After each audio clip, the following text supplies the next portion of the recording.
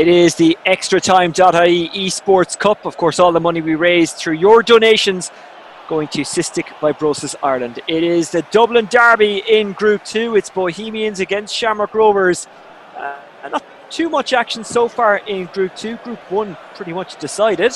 But Group 2, everything, well, is up for grabs in that. Shamrock Rovers have played one game. They've got 1 point. Aaron McEneff representing them. For Bohs, it is Danny Grant playing his very first game. Here is Perugia, who got 600 points in his meeting. He's a smart cookie.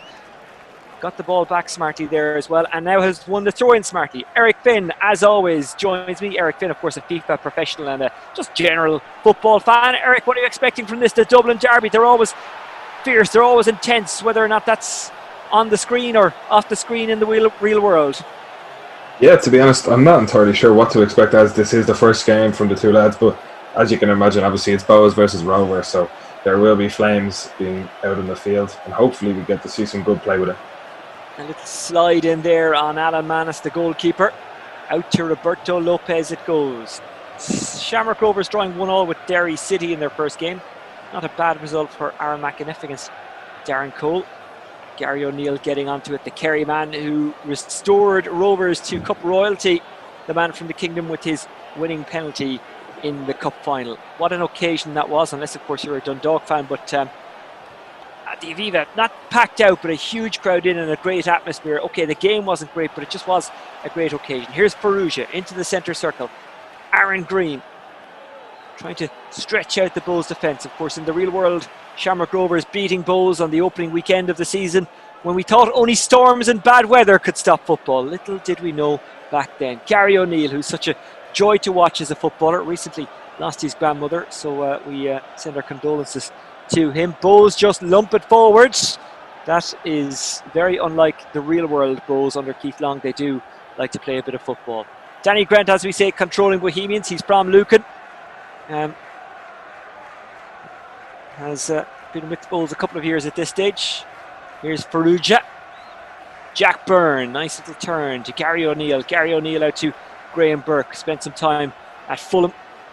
Graham Burke turning and twisting, slipping it back to Jack Byrne. Jack Byrne to Aaron McEneff. Perugia, who's got the pace to unlock any defence. Perugia cuts it back. It's a nicely stood up cross, but Bohemians deal with it.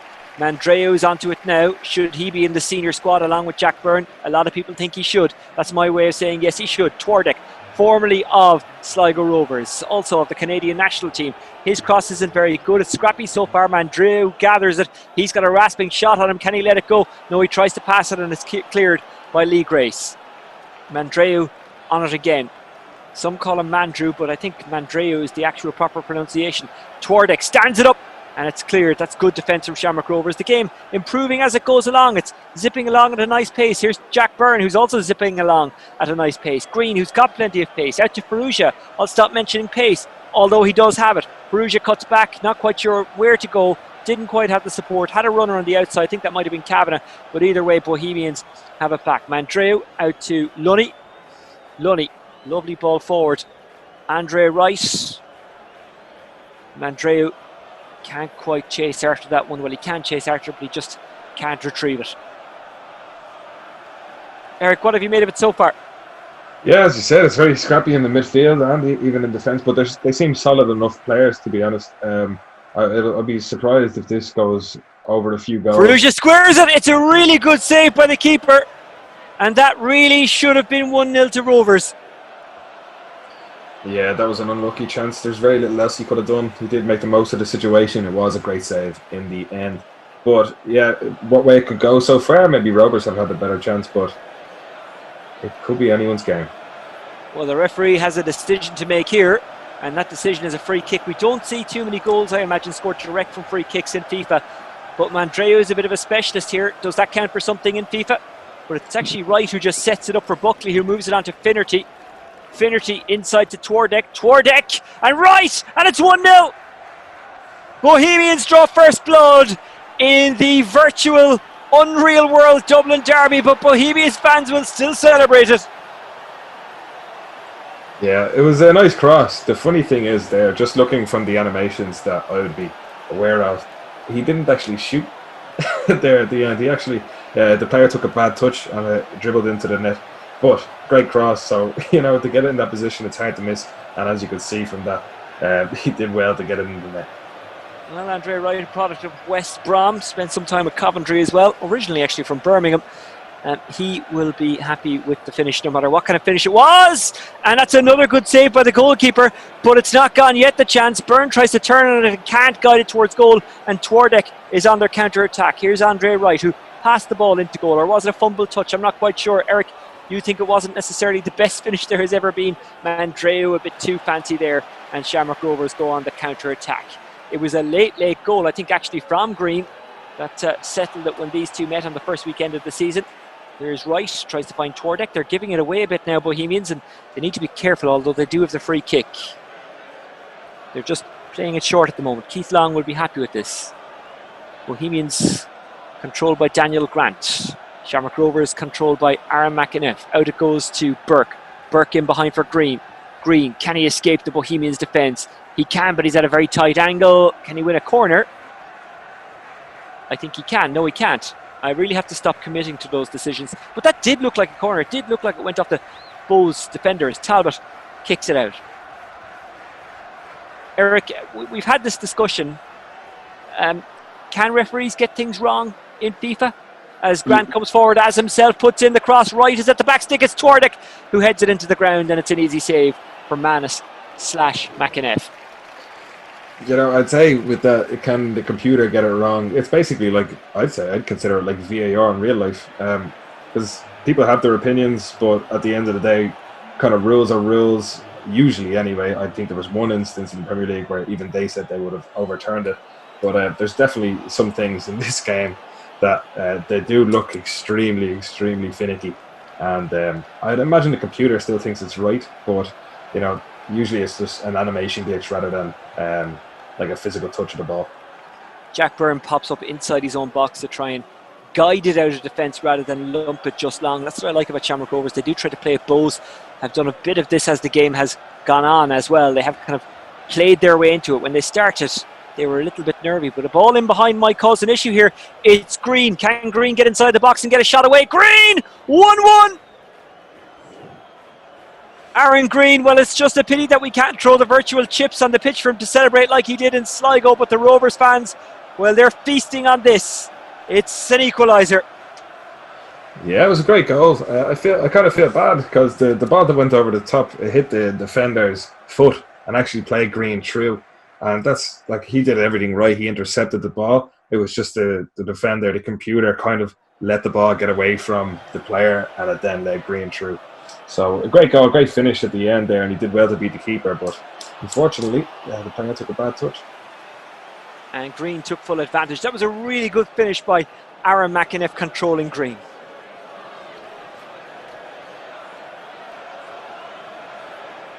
So here we go for the second half.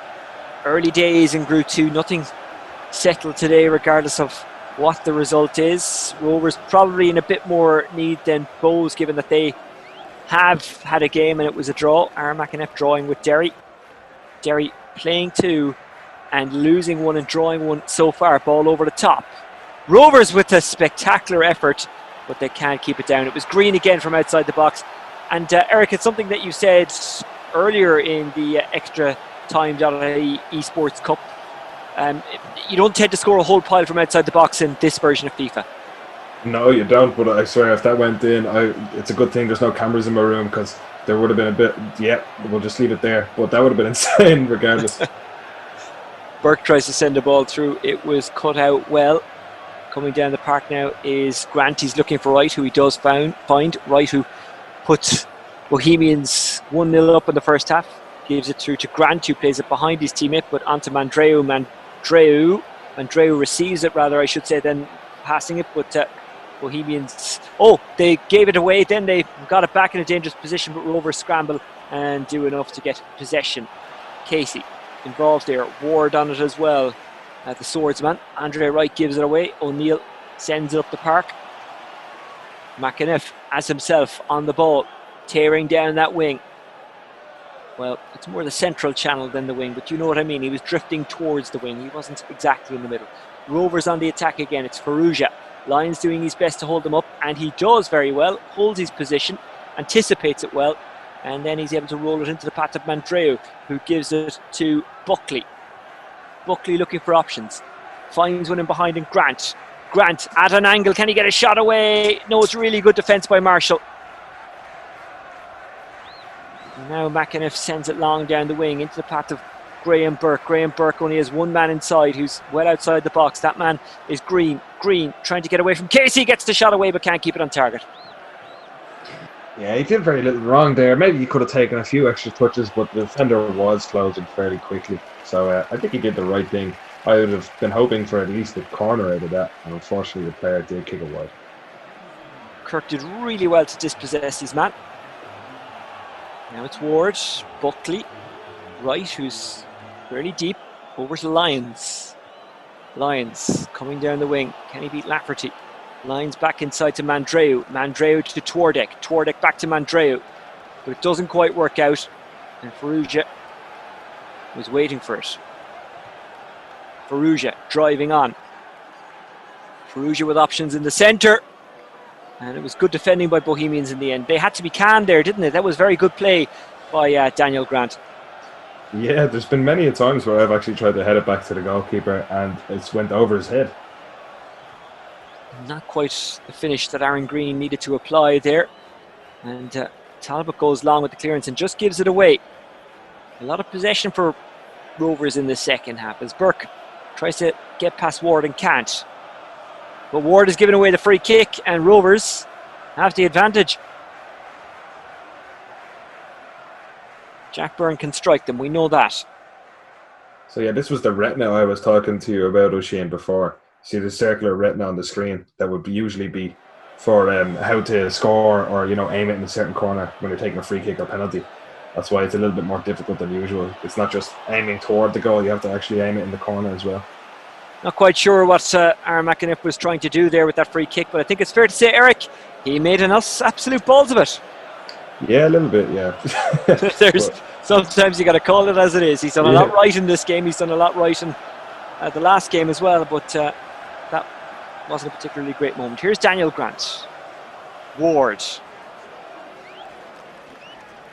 Kirk. Finnerty, the Meath man. Buckley. Ward. Grant.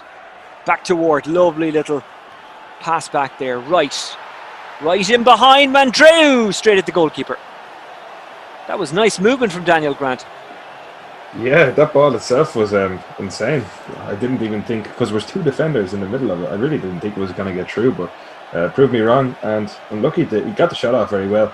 I'm lucky to at least make the keeper parry it away. Right. Showing a heavy touch. There are times when maybe he could take a bit more out of the ball. The likes of Twardek, if he can get him onto it, he can dribble through defences, as can Danny Mandreu, who was nominated for the PFAI Young Player of the Year award last season. Green gets dispossessed. Mandreu. Buckley slides it out to Ward, and now it's Wright. Buckley is Twardek outside, but instead he goes to this near side, and it's Grant. Brilliant tackle from Roberto Lopez, and that is why there are some big clubs interested in Roberto Lopez. Talks that he could go to Germany. There's certainly interest from there. I'm sure if there's interest from Germany, there's interest from England. Burke, who's already been to England, is dispossessed brilliantly by Casey. Bows go on the counter-attack. Whoever scores next, likely to win it. There isn't a whole pile of time left. Danny Grant, offside and frustrated. Yeah, with only 5 minutes left, it's hard to say which way this is going to go. Obviously, it's 1-1 with 5 to go, but for the 5 minutes left, I'm not entirely sure who I think is more likely to score. I think it's been a very stalemate when it comes to defence, but some of the passing from Bowles this game has been phenomenal in my opinion.